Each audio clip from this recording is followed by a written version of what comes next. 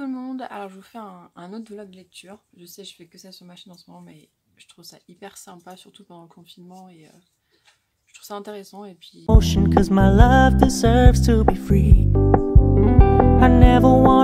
de Rupi Kaur. Donc je vous en avais vite fait parler dans mon vlog précédent en disant que voilà, je voulais lire et que je l'avais un petit peu commencé. À la base, je voulais juste lire de temps en temps, mais en fait, je l'ai dévoré en une journée comme le précédent.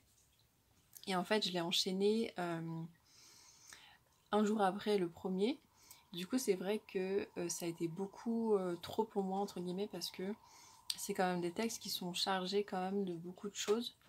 Surtout s'il y a des poèmes qui vous parlent et qui font référence à des choses assez douloureuses pour vous, c'est vrai que c'est peut-être pas une bonne idée de tout lire d'un coup, parce que c'est un peu pas angoissant ni déprimant, ce serait exagéré, mais voilà, c'est quand même porteur de plein d'émotions, que ce soit positif ou négatif, donc je vous conseille pas forcément de lire les 2 tomes d'un coup. Sauf si vous n'êtes pas hyper sensible comme moi, sinon bah, je pense que ça va rien vous faire. Enfin, rien de trop fort, quoi. Mais j'ai adoré quand même, parce que c'est toujours aussi beau que le premier, il y a plus ou moins les mêmes thématiques, sachant que dans celui-là, il y a tout ce qui est spiritualité, et tout ce qui est sur l'immigration qui est rajouté. Donc les thèmes sont un peu variés, et c'est même écrit différemment. Là sur le féminisme ça part un peu plus loin, sur l'acceptation de soi aussi, sur le fait d'avoir confiance en soi, le fait de... voilà, on parle toujours d'amour, on parle toujours de souffrance amoureuse, de souffrance en général, du rapport avec les parents, ce que ça nous fait plus tard si jamais ça s'est mal passé. C'est quand même une évolution en fait, c'est quand même une suite. J'ai l'impression que c'est l'autrice qui parle d'elle, parce que c'est quand même très personnel ce qu'elle écrit. Je pense que c'est sa vie et son point de vue, ce qui fait que voilà, on suit un peu son cheminement de pensée du premier au deuxième. Je parle des recueils, hein. C'est pas des tomes, mais moi j'imagine, enfin moi je les considère un peu comme un tome 1 et un tome 2, parce que c'est quand même les mêmes thématiques. Et on suit un peu sa vie. Au début elle rencontre quelqu'un, puis ensuite on voit après comment ça s'est passé, comment elle s'en est... Enfin, qu'est-ce que cette rupture a fait ressurgir à l'intérieur d'elle en fait, qu'elle n'a pas forcément confiance en elle, qu'elle se repose vachement sur les autres, enfin plein de choses comme ça.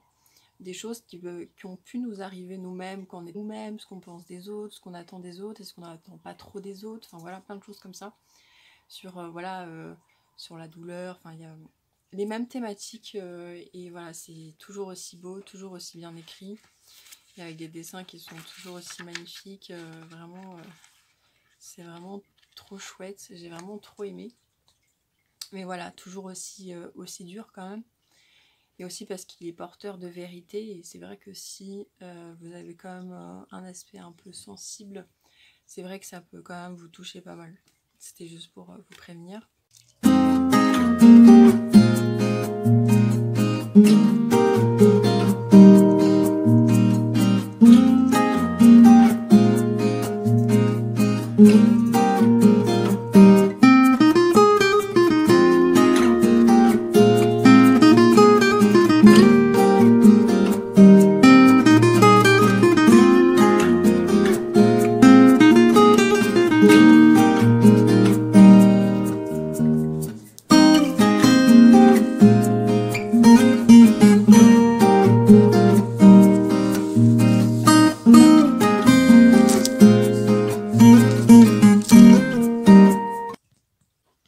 Ensuite, donc je suis en train de lire Se taire ou mourir de Karen McManus.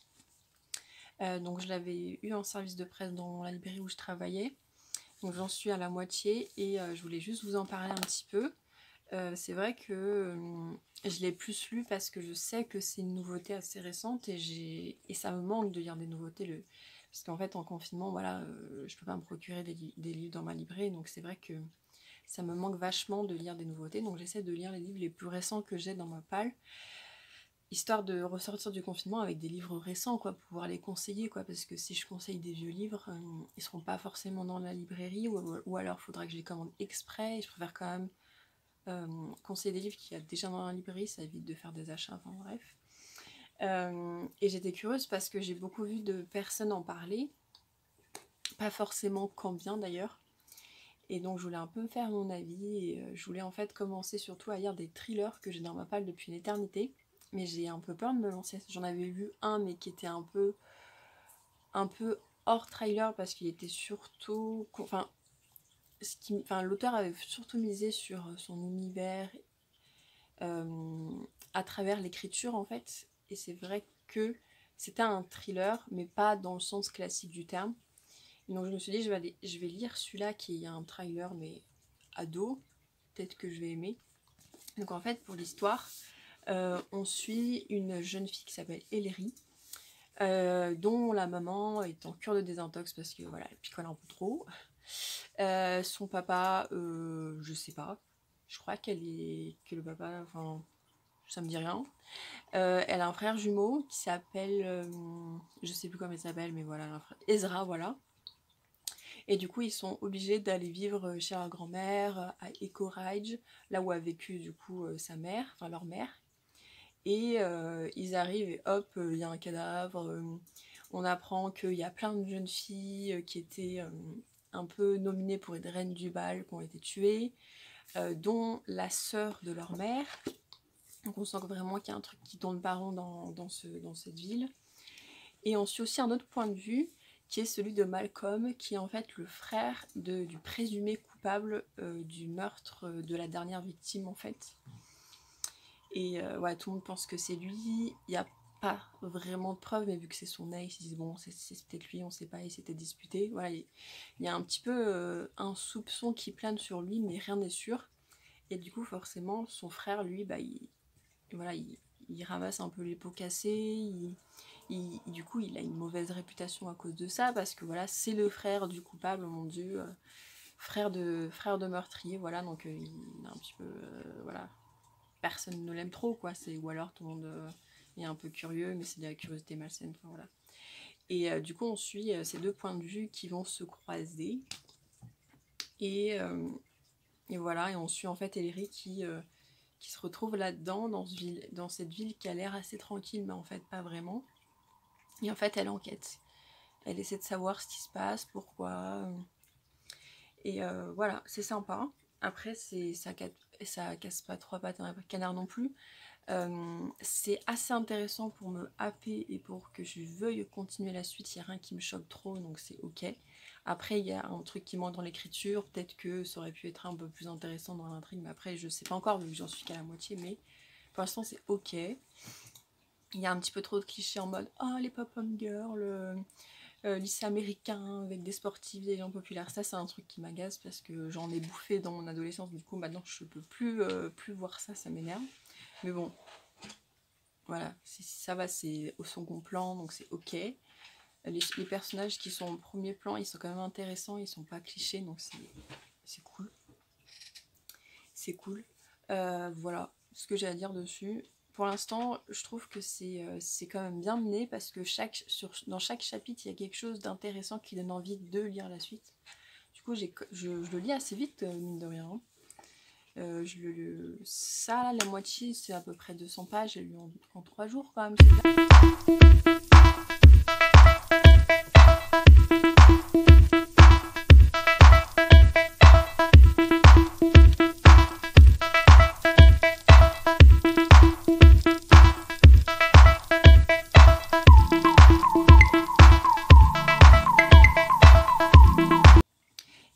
C'est bien. Je voulais juste vous faire un petit update de Shadow and Bone de Lace Bardugo.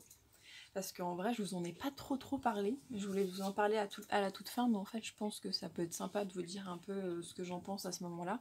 Sachant qu'il va me rester un peu moins de 100 pages. Mais bon, il y a en plus 50 pages d'extra, donc voilà, il me reste plus de 100 pages. Et voilà, j'adore beaucoup. Je mets ma vie clairement à le lire. Hein. Ça fait plus d'un mois que je suis dessus.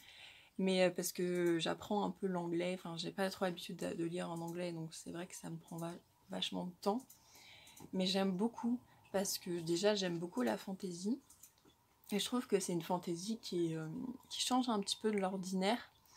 Donc on suit du coup Alina, je vous en avais un petit peu parlé dans un précédent vlog, mais je vais juste vous rappeler un peu de quoi ça parle. Surtout que j'ai lu le résumé il y a pas longtemps, donc je sais de quoi je peux vous parler sans trop dévoiler.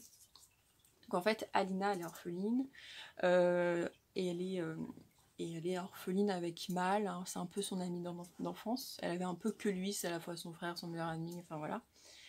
Et voilà, hein, du jour au lendemain, enfin, il y a des gens qui viennent les voir pour les tester, ils savent pas trop ce que c'est. Enfin, qui sont ces gens, ils comprennent pas trop. Et un jour, voilà, ils grandissent, tout ça. Ils ont chacun un emploi. Elle fait des cartes et en même temps, c'est un peu un soldat. Et lui, voilà, c'est un peu un chasseur-soldat. Enfin, je sais pas si j'ai pas bien compris qui ils sont, mais en tout cas, enfin, ça a l'air d'être des emplois spécifiques à l'univers, donc voilà. Il traque, enfin il tombe sur un espèce de monstre un peu, voilà, ça s'appelle The Fold. Voilà, c'est une espèce de monstre imbattable, c'est une espèce de nuée noire diabolique, et on sait pas trop ce que c'est, et puis c'est un monstre qui tue un peu près tout le monde sur son passage. Et de là, Alina va se rendre compte que elle est pas si ordinaire que ce qu'elle croit. Elle a peut-être en fait des pouvoirs, c'est ce qui est dit dans le résumé, je vous en dirai pas plus. Quel pouvoir elle a, qu'est-ce que ça va engendrer, je ne vous dirai rien. Mais en tout cas, voilà, on va la suivre en train de découvrir ce dont elle est capable et un peu les secrets qui tournent autour. Et c'est vachement intéressant parce que du coup, elle se retrouve dans un lieu qui avait rien à voir avec là où elle était. Avant, elle était juste considérée comme une orpheline banale. Elle était toute maigre, maladroite, pas sûre d'elle. Et petit à petit, il y a un peu sa personnalité, son caractère qui se développe et qui se renforce. Et en fait, c'est une jeune femme qui est hyper forte, hyper courageuse, qui est extrêmement drôle. Franchement, je l'adore. Elle a du caractère, elle a du répondant. Elle est très attachante. Elle est pas naïve. Elle a confiance en l'humain, mais quand même, elle comprend qu'il y a des choses des fois qui sont pas, voilà. Donc ça c'est bien, parce que j'aime pas quand les protagonistes sont trop naïfs, ou au contraire de Wintu, c'est pas réaliste, mais quand c'est une nuance entre les deux, c'est bien. Voilà, il y a plein de personnages intéressants, comme Genya, que je trouve super drôle, qui est hyper extravertie, qui est super, elle est fofolle, elle est marrante, franchement elle donne une bouffée d'air frais au récit, parce que quand même Alina elle est vachement cool, mais elle est un peu réservée quand même, elle a pas énormément confiance en elle. Elle apprend à avoir confiance en elle, mais elle l'a pas trop au début, donc c'est vrai qu'elle est un peu, voilà, réservée. Et le fait qu'elle rencontre Kenya, voilà, je trouve ça change les choses, c'est pas mal. J'aime beaucoup Mal aussi, même si je trouve qu'il est assez mystérieux, on sait pas trop pourquoi il fait des choses et pourquoi il dit d'autres choses. Enfin, c'est intéressant, mais c'est vrai que j'aimerais en savoir plus sur lui. Il y a aussi un autre personnage masculin qui s'appelle The Darkling. Je ne saurais pas trop comment traduire ça, mais en gros c'est un personnage qui est assez important, qui, pareil, très mystérieux, on sait pas trop ce qu'il pense, on sait pas trop ce qu'il y a derrière la tête. De mon point de vue, il est assez sombre. Et ouais, donc elle se retrouve, Alina, à être quelqu'un d'importante, et dans un endroit hyper luxueux, et elle trouve ça un peu trop démesuré, et très inspiré de la culture russe, donc c'est vachement cool. Voilà, là j'en suis à un moment où elle sort de ce lieu, et voilà, elle découvre d'autres parties de la map, et c'est vachement cool. Je voulais vous montrer la map du début, je vous l'ai déjà montré, mais je voulais vous la remontrer. Voilà, donc ça c'est cool, elle explore un peu plus. Et ouais, j'aime bien, j'ai hâte de découvrir comment ça va se passer par la suite, et je vous en dirai des nouvelles, bien sûr.